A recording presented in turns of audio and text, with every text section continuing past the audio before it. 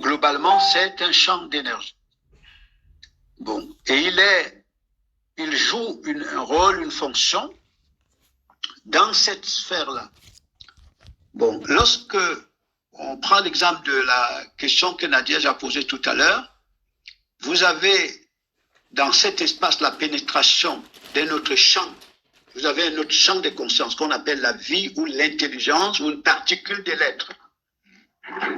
Vous voyez, ceux qui observent à partir de la forme, observent les choses, observent cet environnement à partir des formes, puisque cette substance de la vie, cette particule de la vie qui est le créateur, agit à travers une forme identifiée par les gens qui sont dans cet environnement. Ils vont croire que, ils vont penser que ce qu'ils voient, ce qu'ils voient en action, pardon, ils vont penser que ça a été tiré de cet environnement qu'ils observent. Vous voyez, et supposons qu'il y ait reproduction de cette nature de conscience, ce champ de conscience venant du Créateur. C'est lui qui observe à partir de la forme, croira qu'il y aurait eu un changement de niveau de conscience ou un changement d'état de conscience. Mais en fait, il y a émergence d'un nouvel état de conscience. Donc, mais ceux qui observent à partir de la forme vont penser que c'est l'individu X qui aurait été changé pour entrer dans un autre état de conscience. Je ne sais pas si je me fais comprendre. Voilà. Oui, oui, oui. Voilà. Donc, c'est pour ça que nous l'avons dit depuis hier, la vie, quand on dit la vie, nous rentrons là dans la sphère de l'être, du créateur, l'intelligence. C'est lui qui est la vie. Donc, on ne peut pas penser la vie sans intelligence. La vie, c'est l'intelligence. Voilà. L'intelligence, donc le créateur crée des conditions, n'est-ce pas, au travers desquelles on va observer son action. Voilà. Et ces éléments qui sont les moyens d'action de la vie, qui sont les moyens d'action du créateur, donc on ne peut pas les considérer directement comme par exemple le champ d'énergie sociale comme la vie. C'est pour ça que nous disions hier que si le fait de recevoir les signaux permettant d'accomplir une action, il y a les GPS qui fonctionnent comme ça, il y a des voitures par exemple, il y a des ordinateurs qu'on utilise. Nous avons là un mouvement d'énergie qui est déterminé par la vie, par l'intelligence. Vous voyez? Donc, il faut aller dans le fond pour comprendre qu'en réalité, il ne s'agit pas de quelqu'un qui sortirait de ce champ d'énergie pour entrer dans une autre dimension de conscience, en d'autres termes. Merci beaucoup. Merci pour cette clarification. Donc, bienvenue à tous ceux qui nous rejoignent dans ce salon interactif. Vous savez que vous êtes libre de prendre la parole si vous avez envie de nous partager votre retour par rapport à l'émission, si vous avez pu la voir, s'il y a encore des questions, voire une objection par rapport à ce que vous avez entendu. Vous pouvez le faire de façon audible. Il suffit d'appuyer sur la main levée. Ça me fait une demande d'intervention et je vous accepte pour que nous puissions vous entendre audiblement. Si vous ne pouvez pas le faire audiblement, il y a la petite bulle qui vous permet, donc sur laquelle vous cliquez, qui vous ouvre le champ des commentaires. Vous pouvez aussi interagir avec nous par écrit. Donc, c'est ce qu'a fait notamment Maryse. Et Maryse, elle a voulu préciser une question qu'elle a posée hier. Donc, elle nous dit, hier, je me suis très mal expliquée, dit-elle. Ma question était, lorsque une personne s'évapore, est-ce qu'elle garde une conscience? Si oui, combien de temps? J'ai une petite idée, mais j'aimerais être sûre sur ce sujet. Merci à l'avance. Voici la question de Maryse Luc.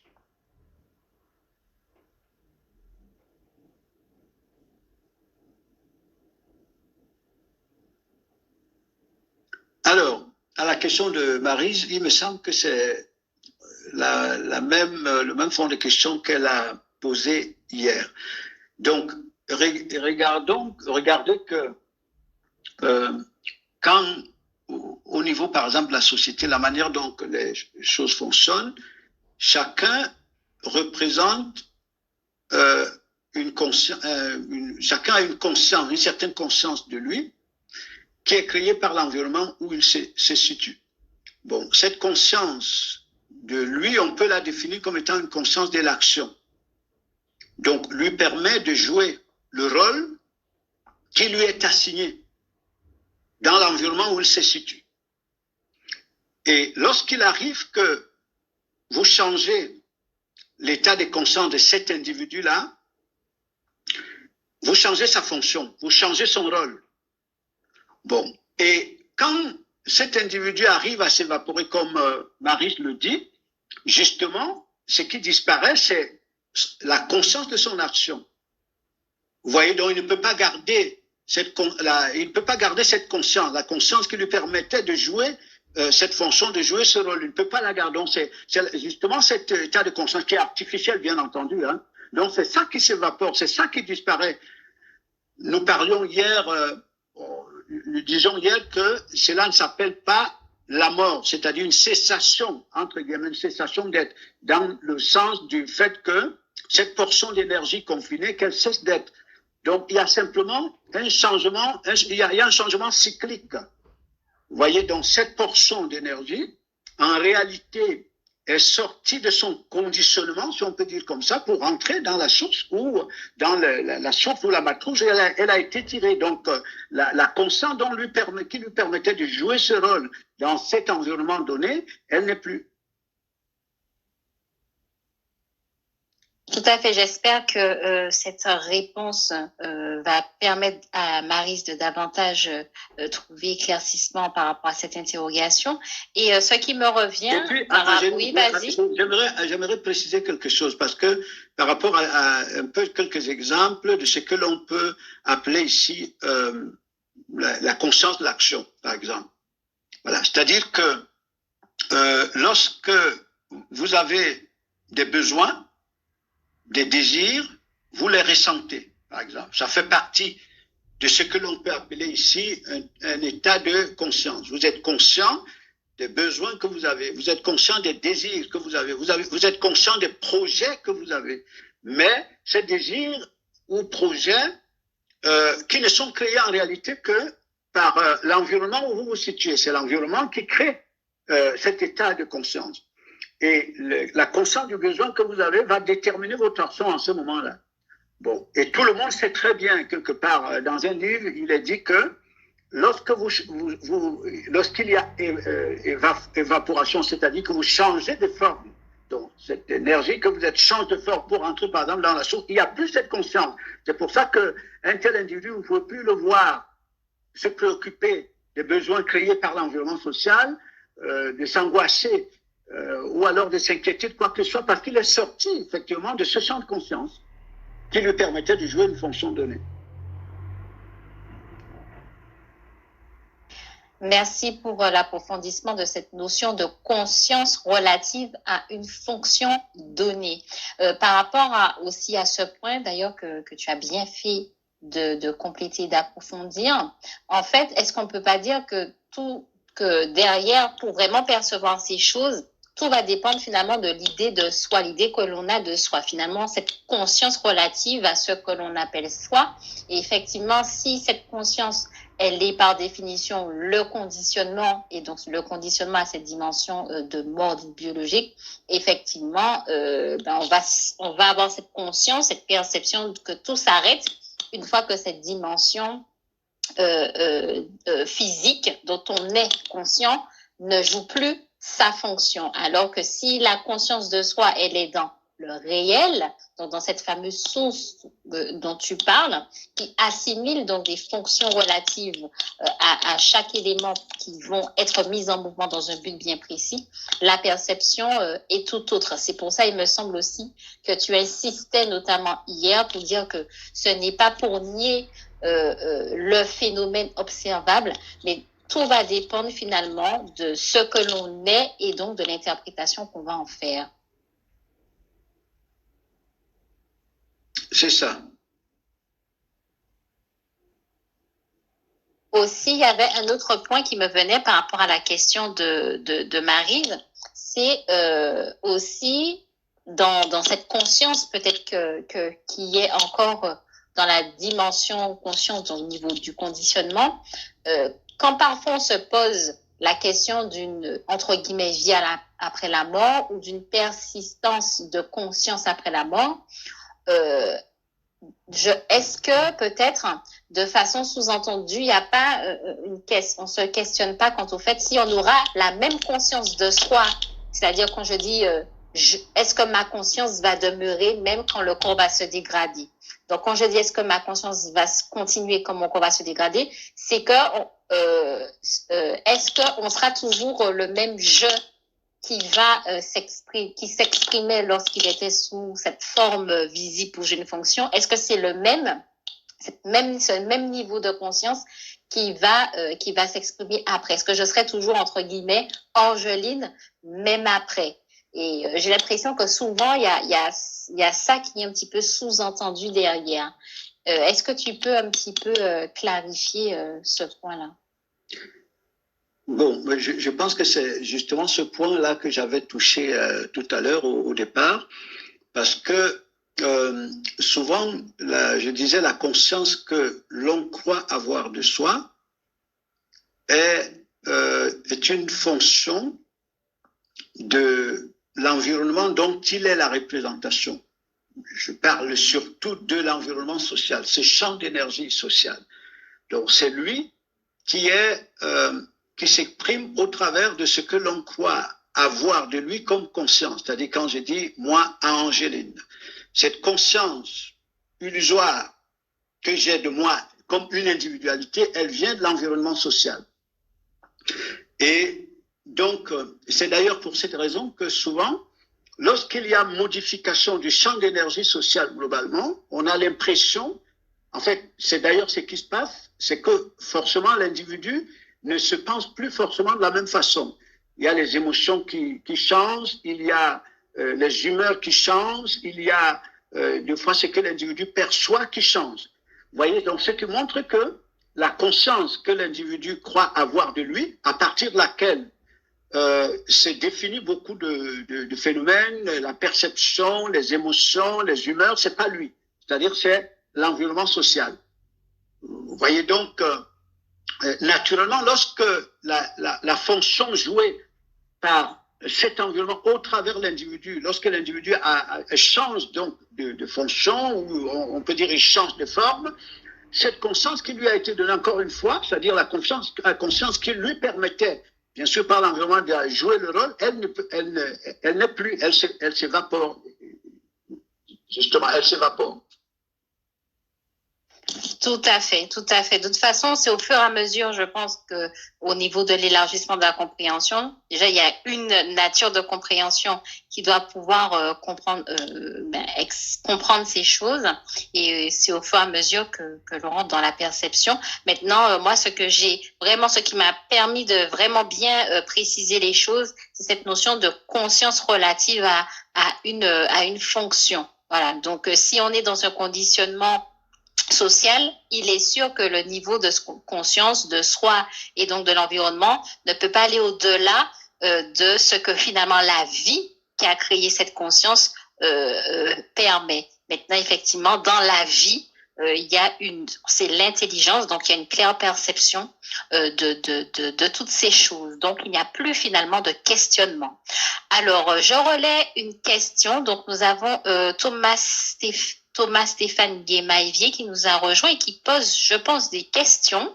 Donc, cette conscience, du coup, agirait de manière indéterminée, universelle et sans plus avoir de relation sentimentale avec son lignage. Voici la première partie de la question que pose Thomas par rapport à la notion de conscience. Est-ce que tu as perçu le fond de sa question? Je ne sais pas si c'est une question que Thomas pose ou bien c'est une affirmation. Je n'arrive pas à très bien cerner si c'est une question ou bien c'est une affirmation, c'est-à-dire une contribution qu'il apporte. Mais je pense que je vais donner un exemple que j'ai donné hier. Alors, prenons par exemple le système automobile ou bien un autre système comme le téléphone. les téléphones que nous utilisons, ou bien un ordinateur. Souvent, ce qu'on observe, c'est que dans une voiture, dans un système automobile, les pièces n'ont pas ni la même forme, ni le même nom. Et nous savons tous que quand vous nommez une chose, une pièce, vous déterminez en même temps sa fonction. Et on dit la fonction est directement liée à la conscience d'une chose. Alors, imaginez que vous donnez à toutes les pièces de la voiture le même nom, c'est-à-dire toutes les pièces s'appellent le vilebrequin. Donc, vous auriez donné à toutes ces pièces la même fonction, et donc vous n'auriez pas de voiture. Vous auriez un déséquilibre.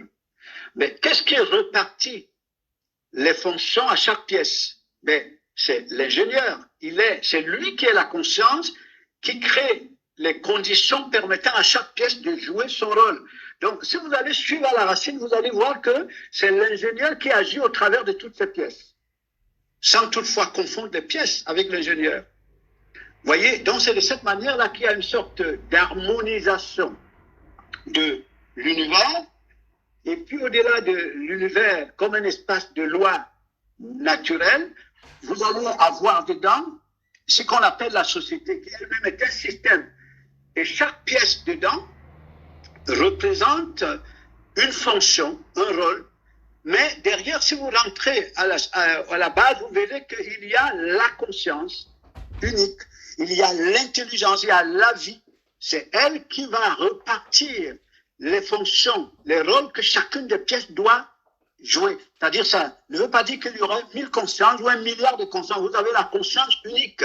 Et puis là, vous allez avoir ce que moi j'appelle ici la conscience de la fonction. Ce sont des conditions créées par la vie, par l'intelligence. Oui, j'ai relu encore la question de Thomas. Donc Thomas, tu peux par écrit, parce que je pense que tu peux peut-être pas intervenir audiblement, par écrit nous dire si ce que donc Luc a pu apporter vient répondre de façon précise à tes questionnements. J'ai relu d'ailleurs ta première question, tu vas me dire si j'ai bien compris. Là, tu parlais peut-être quand tu parles de cette conscience, du coup, agirait de manière indéterminée, universelle et sans plus avoir de relation sentimentale avec son lignage. Peut-être que là, tu parlais de cette fameuse conscience qui, une fois qu'il n'y a plus la dimension matérielle, la dimension biologique s'est dégradée, cette fameuse conscience qu'on dit qui retourne à sa source, peut-être que c'est d'elle dont tu parles et c'est peut-être d'elle dont tu te questionnes de savoir si à ce moment-là, donc n'étant plus dans cette fonction conditionnée, à ce moment, elle agit de manière indéterminée, universelle et sans plus avoir de relation sentimentale avec son lignage. Et peut-être que c'est pour ça que tu appuyais en disant, donc là, on rentre dans le quid de la nature finalement de l'action, ce que Luc appelle donc la conscience relative à l'action, et plus bas, ça permet peut-être de comprendre pourquoi encore tu insistes sur la question finalement de la conscience dite immédiate qui est différenciée, selon toi, de la conscience que tu appelles profonde qui reposerait sur des actions différentes. Donc, je me permets peut-être de clarifier comme ça et je te laisse rebondir, Luc. Oui, je pense que là, je comprends avec cet approfondissement, je comprends l'orientation de l'analyse de Thomas, effectivement, justement. Alors, donc, imaginons que quelqu'un soit la particule de ce que nous appelons la vie, c'est-à-dire la conscience, peut-être, je ne sais pas s'il faut dire conscience primaire, mais pour moi, la conscience est unique. Donc, elle renvoie au Créateur, principe de toutes choses, harmonisateur de toutes choses. Alors, si vous êtes directement particule de la vie, dont l'intelligence, vous êtes bien conscient que quand vous dites vous, c'est la vie. C'est l'intelligence, c'est le Créateur. Donc, il n'y aurait pas de cloisonnement vous faisant penser qu'il y a vous et la conscience. Il y aurait vous et le Créateur. Donc, il y a bien cette conscience que même votre conscience d'être, derrière laquelle il y a la perception, il y a la capacité d'analyse, il y a la capacité de fonctionnement, vous savez que ce n'est pas vous. N'est-ce pas? Vous savez que c'est le principe, c'est le Créateur, c'est la vie. Voilà. Maintenant, lorsqu'il y a ce que j'appelle conscience de l'action, ce sont les moyens créés, les conditions créées par la vie. Donc, ces conditions créées par la vie, qui sont ici comme différentes pièces. Donc, lorsqu'elles jouent leur rôle, lorsque chacune des pièces ou chacun des éléments, notamment au niveau social, joue son rôle, il y a cette conscience individualiste, comme dit Thomas. Et quand on sort de ce rôle-là, et que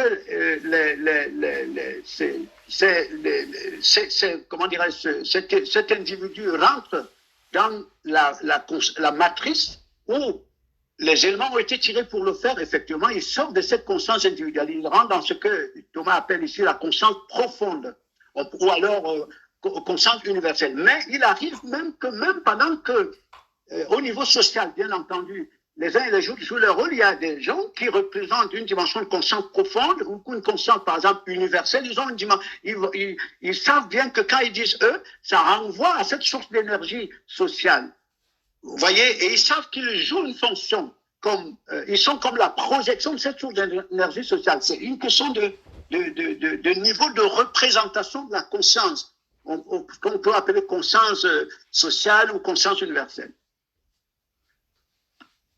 Merci beaucoup, en tout cas, merci beaucoup à Thomas pour ces questions qui ont permis de davantage préciser et vraiment nous emmener encore plus loin dans la perception. Nous allons d'ailleurs faire un petit tour rapide de salon. Il y a beaucoup de choses qui ont été dites. Est-ce qu'il y a donc des réactions du côté de Nadia, du côté d'Olivier et puis Annick, Thomas, Maryse, vous pouvez réagir par écrit. À travers, en fait, par rapport à la question que Thomas a posée, Luc a pris l'exemple de la voiture, en fait, et qui résume que c'est la vie qui existe, c'est la vie qui met tout en harmonie, en fait, que ce soit la société, que ce soit celui qui est le créateur. Donc, toute cette structure qui a été mise en place et qui chacun joue son rôle n'est mise en place, mise en mouvement que par la vie, en fait. Donc là, ça répond à la question que la mort n'existe pas. Et il y avait une autre chose que Luc a dit par rapport au fait que les gens se dissocient, en fait, je vais appeler ça Dieu, en fait. C'est-à-dire que, je donne l'exemple de quelqu'un qui prie, je prie Dieu, en fait. C'est-à-dire qu'on se dissocie on se met, en fait, c'est deux personnes, en fait, personnelles. Or que, en fait, il n'y a que la vie. Donc, voilà aussi cette petite explication que Luc a donnée, que j'ai pu mettre en fait certaines images et puis bien comprendre en fait ce que la vie en fait qui met tout en place, met tout en mouvement et qu'il n'y a que la vie. Merci beaucoup Nadia. Olivier, tu voulais dire quelque chose? Oui, si je pouvais dire quelque chose par rapport à tout ça. Pour moi, ce qui reste important, c'est, je parle personnellement, c'est de faire un bilan, c'est-à-dire de constater cette évolution au niveau émergence et identitaire dans cette trajectoire. C'est-à-dire que c'est de voir justement si tous les thèmes qu'on partage, est-ce que le sens que je donne à tout ça vient d'une source suprasociale ou si je reste toujours conditionné par le système actuel. C'est pour moi c'est ce bilan-là que je fais et qui m'aide à persister justement, à continuer dans cette trajectoire, à continuer dans l'apprentissage et dans cette obsession de vérité. Voilà. Merci beaucoup Olivier pour ce retour très intéressant. Donc il y a Annie qui disait est-ce est ton conscience primaire par choix ou est-ce le choix de la vie? Je me suis permise de lui répondre, comme tu le disais si bien hier, Luc, c'est la vie qui crée la conscience.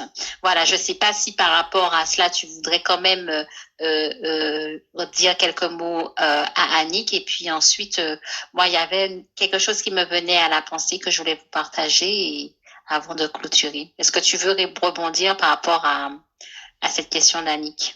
Non, mais je pense que tu y as répondu, et même depuis hier. Voilà. En tout cas, ce qui me venait par rapport à tout ce que vous avez dit, qui est très, très, très intéressant. Merci. Et c'est là qu'on voit que le fait d'avoir des échanges interactifs, que l'on pose des questions, ça permet toujours d'alimenter, d'aller encore plus loin dans la perception. Et la phrase qui me venait, c'était notamment dans les écrits, dans les écrits dits bibliques. À un moment donné, je vais un peu paraphraser parce que je ne peux pas dire littéralement ce qui est écrit. Il semble que donc ce Christ, lorsqu'il enseigne donc ceux dans qui il va se procréer, il va procréer le niveau de représentativité de la conscience qu'il représente.